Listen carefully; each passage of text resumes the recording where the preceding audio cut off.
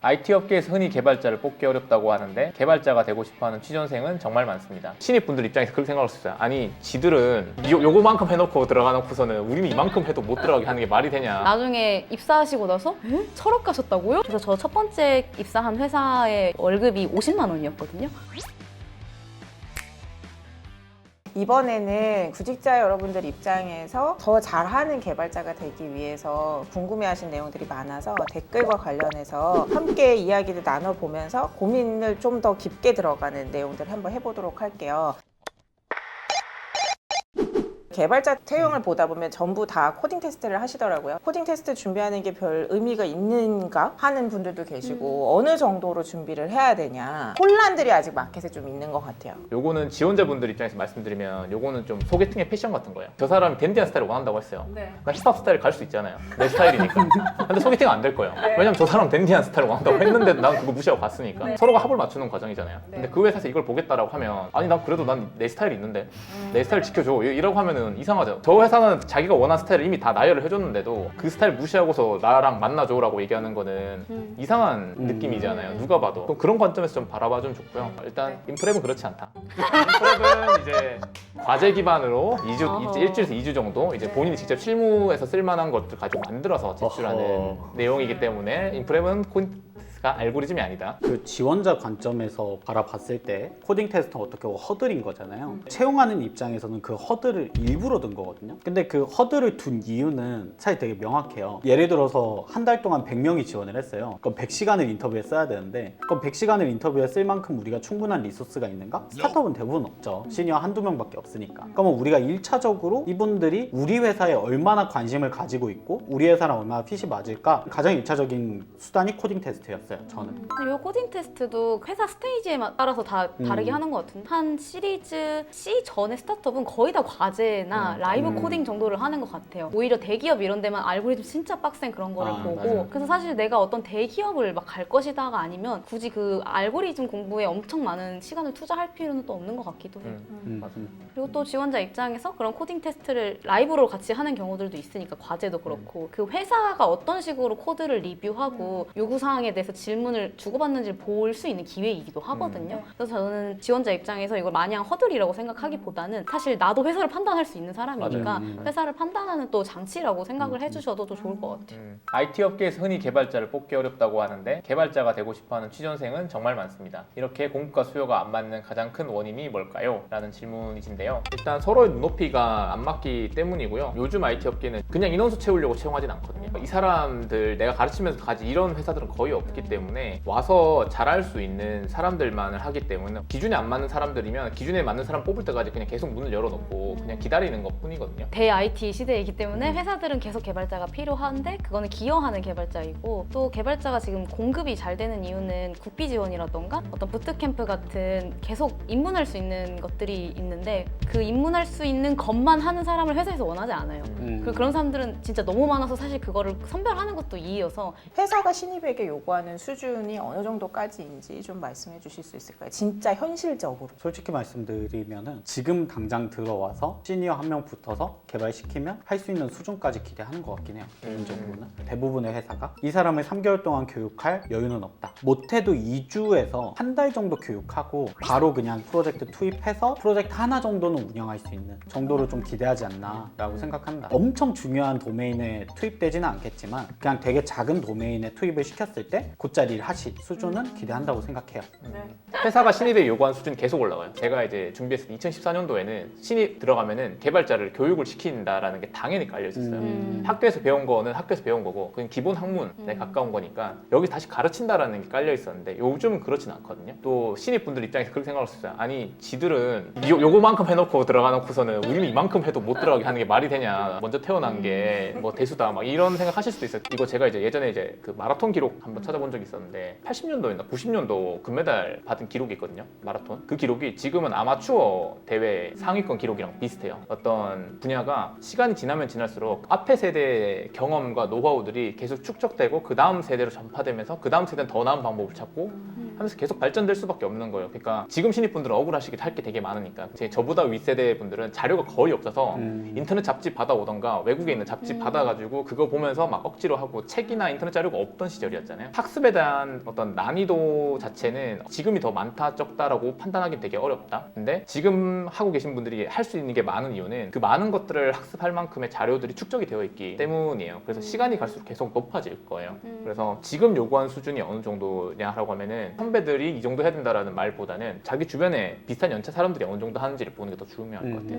나랑 비슷한 연차 1, 2년 차들이 어느 정도 해? 쟤는 저만큼 해? 네이버에 입사한 어떤 주니어가 있으면 그 사람이 하고 있는 만큼 내가 해야 되겠다라고 차라리 기준을 잡는 게 오히려 나아요. 왜냐면 절대적인 기준 지표가 계속 올라가는데 이걸 측정하기가 좀 어렵거든요. 개발자뿐만 아니라 다른 직무들도 내가 일하고 있는 업계에서 글로벌 1위를 하고 있는 회사들의 잡 디스크립션을 최대한 많이 자주 보시는데 나하고 비슷한 연차를 뽑을 때 혹은 나보다 3년 정도 앞선 연차를 뽑을 때 그들이 어떤 역량을 요구하는지 잡 디스크립션에 다 써 있으니까 그거를 보시면 되게 힌트가 되실 수도 있는 것 같아요. 학력, 나이, 전공과 관련한 질문들이 되게 많이 들어왔어요. 채용하시는 분들 입장에서는 이런 부분들이 얼마나 영향을 미친다고 생각하시는지? 이력서 받을 때부터 애초에 학력 안 봤거든요. 일 잘하는 거랑 공부 잘하는 거랑 능력치가 좀 다르다고 좀 생각을 하고 있어가지고 또 반대로 예를 들어 요즘 마이스터고 같은 게 많잖아요. 근데 그분들을 학벌로 평가하는 건 되게 이상하거든요. 맞아. 수능이라는 건 종합 능력치를 보는 건데 종합 능력치가 뛰어나다고 해서 개발을 잘하느냐고 하면 그거는 좀 조금 다른 문제여서 그냥 개발 잘하고 일 같이 하기 좋고 이런 분들을 뽑는 거니까 정말 1도 신경을 안 썼던 것 같아요. 저도 거의 진짜 이 나이, 학력, 비전공 이거는 아예 안 보는 편이고 써도 그냥 거의 자동 눈썹 맞아요, 필터링 맞아요. 네. 돼서 안 보고 나중에 입사하시고 나서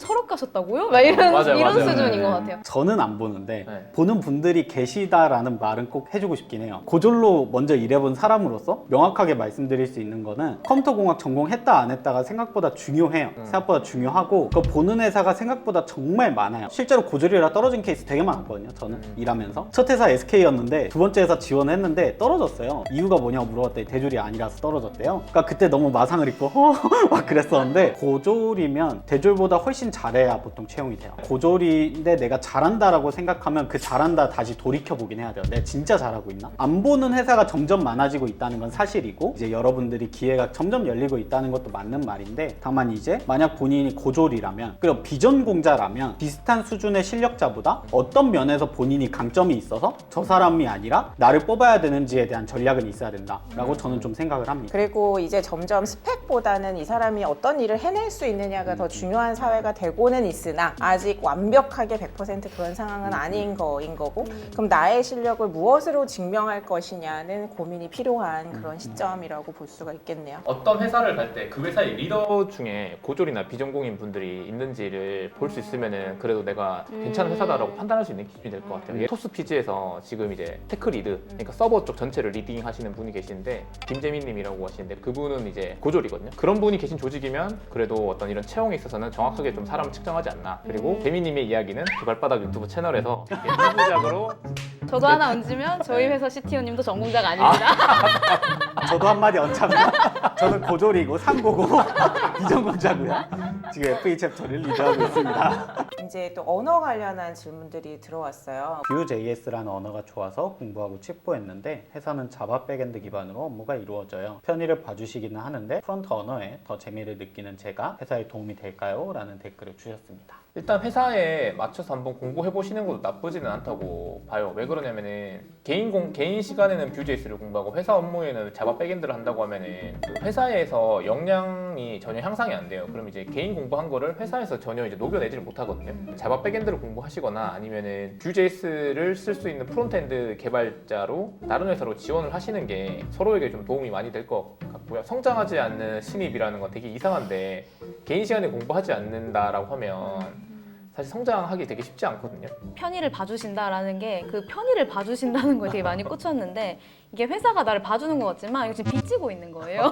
그러니까 나중에 연봉 협상 같은 때에서 갚아야 되는 거거든요. 그런 부채를 감안하고라도 이렇게 두 개 다 할 것인가 같은 거를 좀 한번 생각해 보시면 좋겠다는 생각이 들었어요. 개발자 전직 준비 중인 비전공자인데 재미있어서 파이썬 공부를 하다가 백엔드는 자바를 공부하는 게 좋다고 들었어요. 자바와 파이썬 뭘 공부하는 게 더 좋을까요? 자바랑 파이썬 중에서 입장에서 재밌는 건 파이썬, 취업은 자바라고 하시는데 재밌는 거 먼저 일단 하세요. 왜냐면은 전직이시잖아요. 이게 흥미를 잃어버릴 수도 있기 때문에 처음에 파이썬을 일단 공부를 쭉 하시다가, 그리고 파이썬을 쓴다고 해서 회사가 아예 없는 건 아니거든요. 요즘 뜨고 있는 시리즈 B 이상 되는 스타트업들 중에서 꽤 많기 때문에, 근데 만약에 네카르쿠베 가기 위해서는 공부한다고 하면 자바 하셔야 되는 게 맞는데 흥미를 잃을 수 있기 때문에 제 개인적인 생각으로는 파이썬 시작하시는 게 좋을 것 같습니다. 웹 개발 자바를 공부 중인 대학생인데 이제 시작 단계라 여러 언어를 공부하고 있어요. 많은 채용 기회, 재미 등 나중에 일하게 되는 분야를 어떤 기준으로 정하면 좋을까요? 웹 개발 자바 하고 계시면은 어떤 거 할지는 웹 개발로 한번 나만의 사이트 한번 만들어 보세요. 실제로 요즘은 그런 강좌가 많은데 처음에 이제 프론트엔드, 백엔드, 이제 AWS 같은 클라우드까지 다 해서 외부에서 접속 가능한 하나의 웹사이트를 하나 만들어 보시면은 그 세 가지 영역 중에서 내가 어디가 관심 있는지 지금 정해지거든요. 주니어 때는 사실 거의 다 하시긴 하셔야 돼요. 그래야지 최소한 어떤 하나의 에러가 났을 때 그 에러가 딱 백엔드 이슈야, 딱 프론트엔드 이슈야라고 딱 눈에 보이진 않거든요.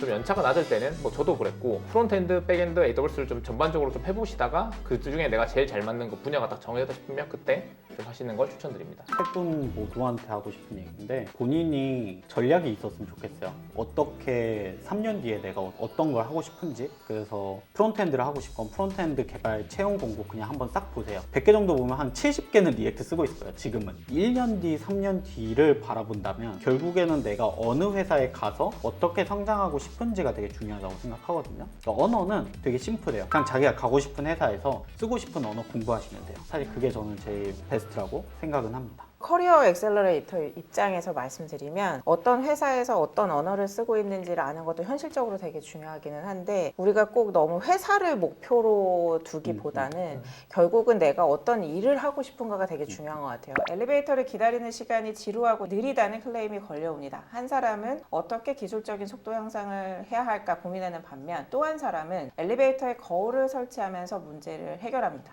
개발자는 기술적인 한계와 직면하는 문제를 어떻게 바라봐야 하는지 궁금합니다. 되게 인상 깊었던 게, 그러니까 문제가 있고 그 문제를 어떻게 접근하냐에 따른 개발자의 약간 시야 관점의 문제라고 생각하거든요. 개발자들의 약간 숙제 중 하나예요. 기술적으로 해결할 수 있는 것과 기술 외적으로 해결할 수 있는 것 사이의 밸런싱을 맞추는 게 되게 중요하다고 저는 생각을 하는데, 사실 엘리베이터는 몇 대가 걸려 있어도 모두가 불만족하는 제품 중 하나예요. 그렇다면 애초에 엘리베이터라는 제품의 근본적인 문제는 무엇일까를 파악해서 거기서 오는 해결책을 계속 찾아나가는 게 중요하지, 엘리베이터의 알고리즘을 계속 수정하더라도 엘리베이터를 기다리는 그 자체가 지루하고 재미없는데 그럼 기다리는 것 자체를 없앨 수는 없을까? 라고 접근하는 게 개발자들이 가져야 되는 또 다른 시야라고 저는 생각을 해요. 개발자가 기술에만 너무 집착을 하다 보면 그 기술에 약간 문제를 끼워 맞춰요. 계속 이거 엘리베이터의 알고리즘 문제야 라고 생각을 하게 되는데, 그게 아니라 엘리베이터의 알고리즘을 그대로 두더라도 엘리베이터를 기다리는 시간 자체를 뭔가 다른 걸로 바꾸면 조금 더 자연스럽게 해결될 때도 있거든요. 저는 개발자가 기술적인 측면으로만 바라보는 게 오히려 좀 약간 본인 스스로 한계를 만들어내고 있는 게 아닌가라는 생각은 약간 듭니다. 회사는 이윤을 창출하는 집단이잖아요. 그래서 이윤을 창출한다는 건 어떤 밸류를 만드는 건데, 이 밸류를 만들기 위해서는 투자가 반드시 들어가기 때문에 중요한 것은 투자 대비 이 이윤이 얼마나 크냐를 항상 고민해야 되는 것 같아요. 내가 기술력을 강하게 갖추면은 이 투자할 수 있는 이 분모를 낮추는 일이기 때문에 또 더 큰 가치를 창출한다고 생각을 하거든요. 기술로 해결했을 때 임팩트가 더 큰 건지 계속 판단하는 게 또 중요한 것 같아요.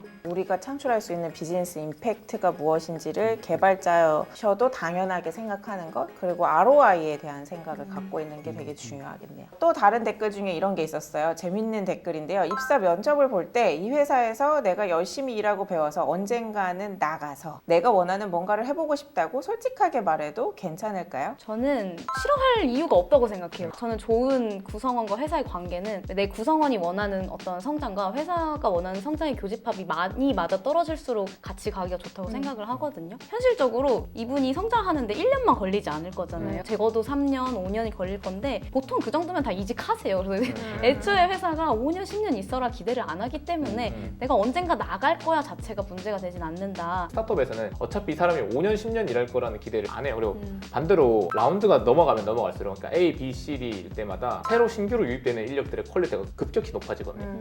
갑자기 나같이 비싼 스타트업에서 놀던 사람들이 있는데 갑자기 한 2, 3년 지났더니 다 막 네카르쿠베에 있는 개발자들이 다 들어와. 그러면은 그때 내가 그냥 여기 회사에서 오래 다녔으니까 버티는 것도 회사에서 그것도 싫어요, 사실은. 그래서 맞아. 회사의 성장에 맞춰서 같이 성장할 수 있거나 혹은 적당한 때에 알아서 나가주거나 스타트업에 계신 분들은 사실은 그런 말 한다고 해서 그러면은 우리도 계속 성장할 거 주겠다. 본인도 우리한테 기여해라 라는 생각을 하세요. 양쪽이 다 연애 관계라고 생각하시면 될 것 같아요. 평생 결혼할 사람을 지금 연애하기도 전에 보는 게 아닌 것처럼 이직하는 나도 평생 직장 직업이 없는 거고 나를 뽑는 회사 쪽에서도 이 사람이 평생 있을 거라고 기대하지 않고 이런 말은 이제 상황과 분위기에 따라서 조금 다르게 하셔야 되겠지만 내가 그 마음을 먹고 있는 것은 괜찮다. 코딩이 무에서 유를 만들어내는 과정이라고 생각합니다. 하지만 저는 백지에서 시작할 때 두렵고 전례가 없으면 막막합니다. 일단 무작정 연습하는 게 답일까요? 이런 경험이 있다면 어떻게 극복하셨나요? 라고 질문해 주셨습니다. 일단 코딩이 무에서 유를 만들어내는 과정이라고 보이기 쉽지만 사실 개발하는 거의 대부분의 과정이 이미 있는 거를 해요. 그리고 실제로 어떤 문제를 맞닥뜨렸을 때도 개발 같은 경우에 이미 그 문제를 해결해 놓은 경우가 너무 많아가지고 오히려 내가 새로운 해결책 찾는 게 더 힘들어요. 백지에서 시작할 때 두려운 건 대체로 어디까지 내가 해야 되지? 내가 지금 이 결제 시스템 만들 수 있을까? 이런 것 때문이라고 생각을 해가지고 지금 당장 내가 달성할 수 있는 작은 일로 빠르게 쪼개가지고 작은 성취 하나하나씩을 해나가는 게 좀 이런 막막함을 없애는 데는 도움이 됐었던 것 같아요. 내가 생각하는 이상적인 그림은 이건데 여기를 처음부터 시작하니까 너무 막막해서 이미 어느 정도 구조가 다 잡혀 있는 거 가지고 와서 거기 내부 코드만 짝짝짝 바꾸는 형식을 하려고 하던 거예요. 그래서 애초에 내가 만들려고 하는 거 되게 작은 거부터 했었어요. 그러니까 처음에 프로젝트 딱 열어가지고 만들었을 때 그때 그냥 진짜 단순한 계산기, 뭐 이제 구구단 이런 거 되게 간단한 거는 혼자서 만들어 볼 수 있거든요. 근데 그거는 진짜 아예 프로젝트 처음 생성하는 것부터 되게 작은 단계에서부터 시작하고 그게 반복되다 보면은 이렇게 하니까 이거는 좀 더 빨리 만들 수 있겠다라고 하면 미리 뭐 템플릿화 해가지고 그냥 함수 호출하면 바로 따다닥 만들어지는 그런 것들을 자동화할 수도 있고 여러 가지 응용 버전이 나올 수 있는데 그전에는 좀 연습이 많이 필요하고 그리고 혹시나 만약에 이런 비슷한 것들이 계속 좀 걱정된다고 하면 레퍼런스 자료처럼 미리 여러 가지 종류별로 만들어 놓고 필요하면 그때 땡겨 쓰는 것도 나쁘지 않아요. 그래서 이직하실 때 워낙 여러 회사의 과제를 하게 되는 경우가 맞아요. 많으니까 그 흔히 쓰는 어떤 템플릿 프로젝트를 엄청 많이 만들어 놓고 이직하시기도 하시더라고요. 맞아요. 개발이라는 분야에서 이제껏 걸어온 발자취를 되돌아서 첫 시작을 바라봤을 때 학생으로 돌아가신다라고 하시면 그때 했으면 좋았을 것들 후회되거나 아쉬운 점이 있으시다면 어떤 것들이 있으신지. 저는 일단 사실 어떤 커리어를 시작하고 난 뒤부터는 선택한 거에 비해서는 좀 결과물이 괜찮았어요. 그래서 학생 시절로 다시 조금 더 땡겨본다고 하면은 어떻게든 서울에 있는 대학교를 갈 걸. 저처럼 그냥 지방 거점 국립대를 선택하시는 분들 굉장히 많아요. 그냥 집에서 왔다 갔다 할 수도 있고 왜냐면 뭐 그때 공대도 200만 원밖에 안 하는 게 어쨌든 국립대니까. 근데 서울로 올라간다 그러면 학비가 한 4,500만 원에 생활비가 한 달에 못해도 100만 원씩은 드는 거니까 그냥 갑자기 이제 1년에 2천만 원씩 써야 되는 비용이 되는 거예요. 그럼 거의 선택 못 하거든요. 만약 내가 진짜 이쪽에 내가 꿈이 있었다라는 그때 알았으면은 서울에 있는 학교를 가서 조금 더 양질의 정보를 좀 얻으면서 커리어를 시작할 수 있었지 않았을까? 혹은 이제 서울로 올라와서 상경에서 국대학원을 가는 것 자체를 4학년이 아니라 좀 3학년 때 혹은 2학년 때 했으면은 학생 때 그런 여러 가지 뭐 멤버십 제도들, 인턴 제도들을 좀 활용도 하고 공부도 조금 더 빨리 시작할 수 있으면 좋았을 걸 하는 아쉬움은 조금 있어요. 저는 솔직히 전공을 할 것 같고요. 진영공자로 살아가는 게 생각보다 되게 힘들어요. 제가 처음 개발 시작했을 때에는 한 9년 전인데 그때는 프론트엔드라는 개발 분야 자체가 없었어요. 그 시점에는. 그래서 만약에 제가 그 시점에 지식, 그러니까 컴퓨터 사이언스에 대한 지식을 가지고 있었더라면 어땠을까라는 생각을 되게 자주 했었어요. 지금은 이제 그걸 딱히 안 느끼긴 하는데 한 4, 5년 차쯤까지는 발목이 잡힐 때가 있었던 것 같아요. 컴퓨터라는 거에 대해서 진지하게 공부를 하고 지식을 바탕으로 조금 더 개선해 나갈 수 있는 포인트들이 있었을 것 같은데 그게 아니었던 점은 저는 좀 아쉬워요. 전 전공자지만 사실 회사 입사를 너무 빨리 해가지고 CS 공부 열심히 안 했어요. 그리고 그 당시에 선배들이 야 학교에서 배우는 거 다 쓸모없어. 실무 들어가면 저런 거 다 필요 없어 같은 얘기도 있기도 했어가지고 카더라도 있어서 대학생 때는 어차피 돈 내고 학교 다니는 건데 공부 아무리 의미 없다고 교수님 욕하지 말고 하나라도 더 배워서 졸업할 걸 어차피 돈 내는 건데 좀 이런 생각이 하나 있고 사회 초년생 때는 제가 이 분야에 그 당시에는 멘토랄까 선배랄까 이런 분들이 없어서 아무것도 모르는 상태로 시작을 했어요. 그래서 저 첫 번째 입사한 회사 월급이 50만 원이었거든요. 그런 것들이 사실 그런 시행착오 정말 지금 생각해보면 말도 안 되는 선배한테 한 번이라도 물어봤으면 밟지 않았을 고생이어가지고 그런 것들은 좀 선배가 있었으면 물어보고 좀 갔을 텐데 같은 아쉬운 점이 좀 있었어요. 50만 원 월급이라니 지금 세 분의 이야기는 원인도 그렇고 눈물 없이 우리가 술 없이 들을 수가 없는 이야기들이었었네요. 근데 한편으로는 그냥 내가 보냈던 그 시간을 좀 더 알차게 보냈으면 후배분들을 위해서 이렇게 시간을 보내시면 더 좋을 것 같다라는 이야기인 것 같아요. 오늘 같이 해주셔서 고맙습니다.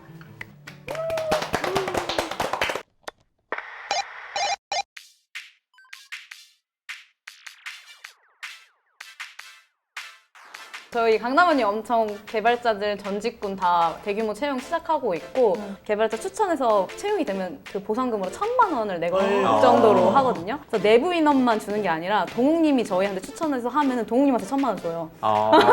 다들 한 번씩 이렇게 개발자 찔러주세요. 이거는 진짜 네. 꼭 들어가서 모든 대표님들이 좀 참고하셨으면 좋겠네요. 네네.